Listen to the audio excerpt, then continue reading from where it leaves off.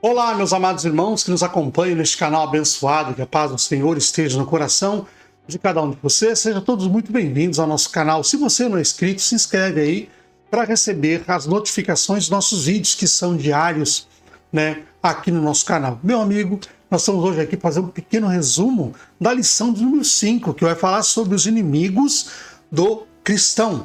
Vamos aqui para a nossa leitura do texto áureo, que fala assim para nós: se vivemos no Espírito, andemos também no Espírito. Não sejamos cobiçosos de vanglórias, irritando-nos uns aos outros, invejando-nos uns aos outros. Gálatas, capítulo 5, versículo 25 e 26. A nossa verdade prática, ela fala assim: na jornada da fé, há inimigos que tentam nos atrapalhar. O diabo, a carne e o mundo. Guarde essa palavra na tua cabeça. Essas três palavras aí: o diabo, a carne e o mundo. Mas em Cristo somos mais que vencedores. Jesus Cristo um dia disse assim: no mundo tereis aflições, não temas, eu venci o mundo. E no mundo há algo que está por aí que tenta derrubar o cristão. Nós vamos falar hoje a respeito desses três inimigos, e dentre eles, o inimigo de nossas almas é o primeiro, quando nós falamos do diabo. Essas potestades espirituais, elas são reais nas nossas vidas. Elas estão por aí para tentar derrubar o cristão, tirar o cristão do rumo, tirar o cristão do rumo certo, da caminhada rumo ao céu. Então o inimigo faz de tudo. As setas lançadas pelo inimigo em nossas vidas são diárias, 24 horas por dia. O inimigo trabalha contra o povo de Deus. Ele arrumou uma maneira agora de trabalhar de forma diferente conosco. Ou seja, ele está entrando hoje naqueles que fazem as leis, para que nós venhamos a ser obrigados muitas das vezes cumprir pela lei aquilo que eles determinam lá. Então isso faz com que nós caiamos em pecados. E para que nós não vivamos, aceitemos isso, nós temos que fazer o quê? Nós temos que negar tudo isso. Mas aí vem as represálias. Então vai iniciar o quê? Uma grande perseguição a todos nós que somos cristãos e que temos a palavra de Deus como nossa fé, nossa fonte de fé, nossa fonte de entendimento. Então o diabo ele tem distorcido de maneira total a cabeça daquelas pessoas que estão fazendo as leis no nosso país. Amém? Então, eu não vou descrever aqui o Satanás, eu não vou dizer a identidade dele, porque nós conhecemos. Então, estou resumindo o primeiro tópico. Amém? O segundo tópico, que fala a respeito do inimigo do cristão, do segundo inimigo do cristão, a carne. Nós sabemos que nós somos espírito, alma e corpo. Nosso corpo, esse corpo que está aqui, que ele é corruptível. E nós temos a nossa alma, que é a carne. E temos um espírito, que esse espírito, quando nós morremos, volta para Deus. Lembra que Jesus falou? Vigiai e orai, para que não caís em tentação. Não é mesmo? Porque o espírito está preparado. Nosso espírito ele volta para Deus. Mas a carne é fraca. A nossa alma, nosso pensamento, a nossa maneira de ser. Quando nós falamos em coração, nós falamos de alma. O coração nada mais é do que um órgão que bombeia o sangue para o corpo, mas as nossas emoções refletem em nossos corações. Então, os nossos desejos refletem em nosso coração. Pode perceber, se você se assusta, o seu coração bate mais rápido. Se você está apaixonado, seu coração bate mais rápido. Então, o inimigo quer levar isso de nós, levar a nossa alma. Portanto, ele coloca muitas coisas que são para nós manjar, tipo um banquete para que nós possamos nos deliciar. Então essas coisas são aquilo que nos desviam do caminho do Senhor. Se nós vivemos no Espírito, andemos no Espírito. Mas se nós somos da carne, aí como é que fica? Nós vamos viver da carne. Quando nós vemos em Gálatas sobre o fruto do Espírito, e em Gálatas sobre também o que vem da carne, aquilo que vem da carne que é mal, nós entendemos que nós temos que viver e buscar e estar na presença de Deus, vivendo em espírito, adorando a Deus em espírito e em verdade. A carne, ela traz um desejo contrário ao desejo do Espírito Santo. Amém?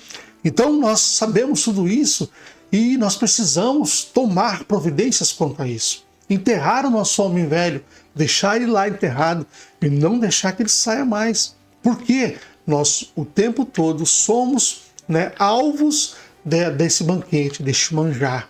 Muitas vezes isso é colocado em nossas vidas de forma rápida e quando você menos espera, você já caiu em pecado.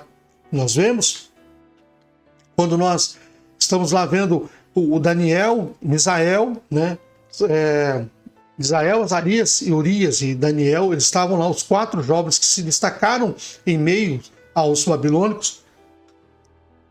Esses jovens, eles não se deixaram corromper pelo banquete do rei da Babilônia.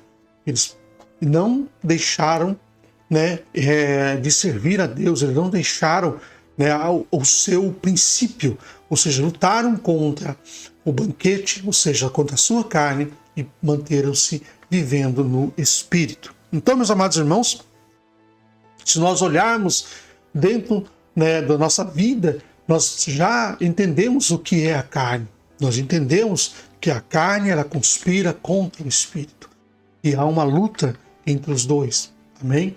Vamos aqui para o terceiro inimigo do cristão, o mundo.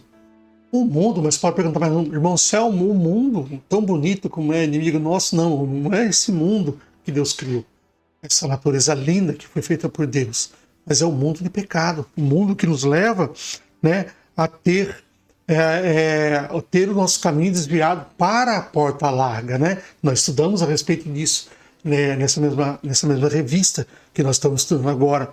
E nós temos que entender que há 3 níveis de vícios infames, que é o desejo da carne, que é a concupiscência da carne, e a concupiscência dos olhos, os nossos olhos, e também a soberba da vida. Então são 3 níveis, 3 vícios que são infames. A concupiscência da carne nada mais é do que o desejo, tem a ver com a natureza humana, completamente dominada pelo pecado.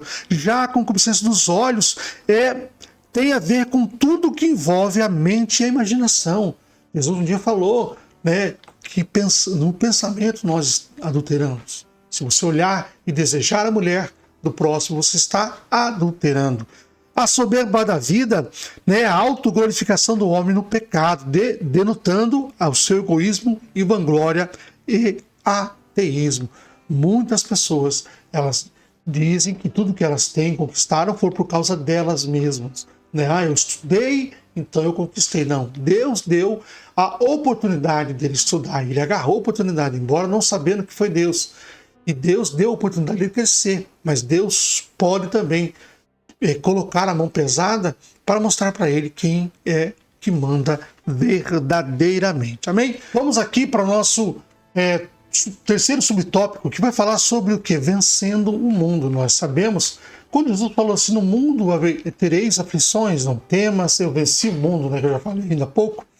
Nós entendemos que há hoje uma rede um sistema carnal que a gente fala, que governa esse mundo, que é comandado pelo maligno, que faz com que muitas vezes o cristão ele se desvie do caminho, trazendo para a vida das pessoas algo que é contrário ao evangelho que Jesus Cristo ele nos ensinou.